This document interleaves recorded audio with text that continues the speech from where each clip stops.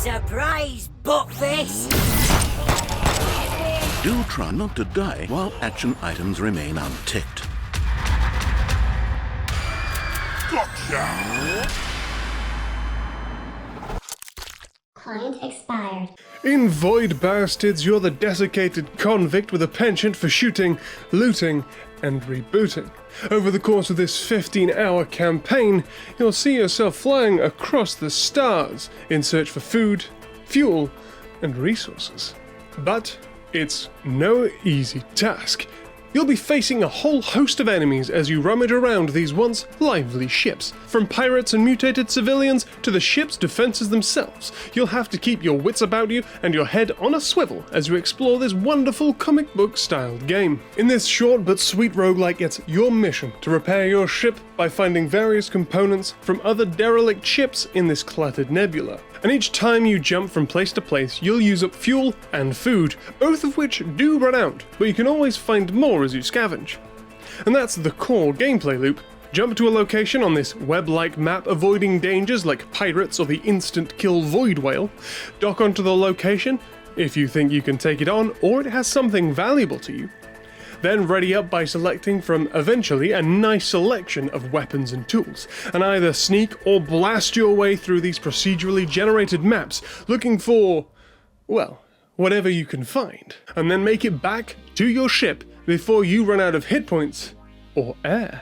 Now across these maps you'll come across a great many obstacles. Just like your convict, each one of these can have their own traits, including great ones, like the security being completely turned off, or authorizations for locked containers or overriding a turret can be free instead of costing you credits, this game's currency. The negative ones, however, can be brutal, like cutting your oxygen supply in half so that you have very little time to explore the map and look for that item that you're really hunting for. Once you make it back to your ship, the non-key items that you scavenge will be broken down into their base components, and then you can use those components to create an item that will then allow you to maybe build a new weapon, or progress towards upgrading one of your tools. The crafting system is overall pretty light, but it's integral to the game. It's well implemented and always keeps you looking out for items and components that you could use to make your next big upgrade. Now, don't worry, anything that you craft isn't lost when you die. It's just sent back to you on your ship. You may lose some of your ammo, but that's not a big deal. Now, death is something you'll become very acquainted with as you try to blast your way to the end of this game. But that's alright. In this roguelike, every time you die, your convict gets replaced with a new one. And like I previously mentioned, each of these convicts has their own trait or two, some being great and others not so. Some of the better ones I came across was the ability to see enemies on the map, and starting with more health, while the worse ones restricted your field of view and made it so that you couldn't see enemy health bars. There are ways to change up your trait while you're playing. You can say find a gene room in a ship, or fly into a gene mixer on the nebula map. But you can only have a max of 3 traits in total. But these gene rooms and gene mixers are interesting ways to either change up your gameplay or try to remove one of those pesky negative traits.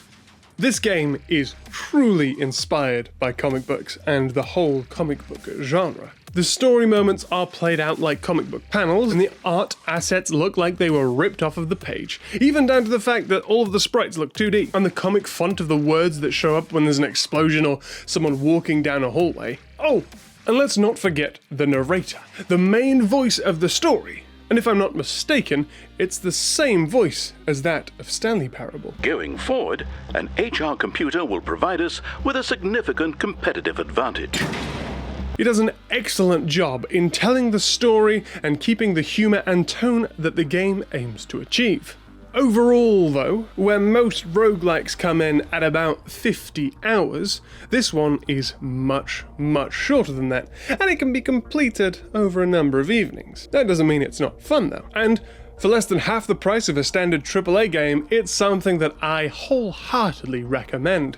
Whether on Xbox, Switch, or PC, if you like yourself some roguelike action, I'm sure you'll enjoy this one. But that's it for this video. If you liked it, don't forget to like it. If you want to see more stuff like this, or you found this helpful, well, there's a subscribe button down there, and I'm sure you know what to do with it. But until next time, did you know I'm English? Cheerio.